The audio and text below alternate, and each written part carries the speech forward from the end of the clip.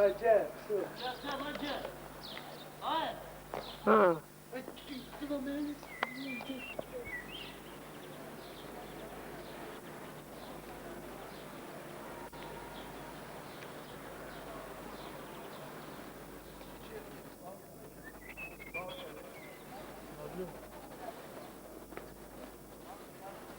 Haydi gidelim. Boh. Şahsen ben seç.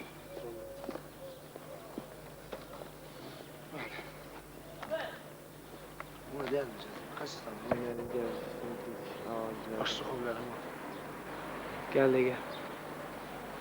Müəlliməni çəkeyim. Müəllime de bir amba.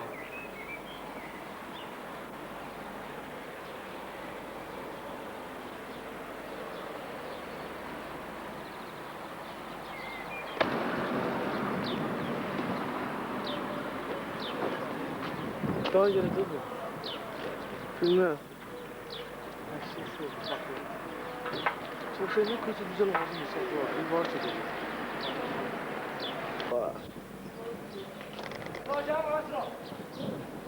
Gel bura.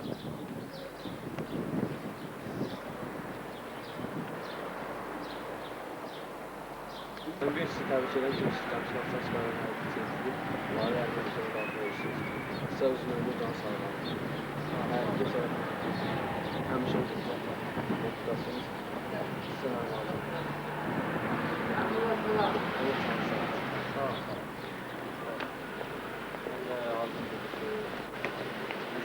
Gel kalan şeyle. Geldim. Ardımızca kral. Baştan olmağa bütün çocuklar hamdını tebrik ederim. Ve en yakın dostlarıma, en uzuna fazlalık onlara da. Sağ olun. Hatta baş edip bir çalmak nedir? Nerede? Orada diğer. Yok öyle burada sen. Yok burada taşıram. Burada taşıram hakim. Ne diyeyim, tebrik edirəm. Bugün olsun ki, yaxşı yerlərdən alıyoruz. Siz de onu. Hacım Emre'sin dedim ben size. Dedim onu isteydiniz ha. Sadık onu sen çağırırsın. Ha? Yok, çeker. Çeker çağır bura. Nerede?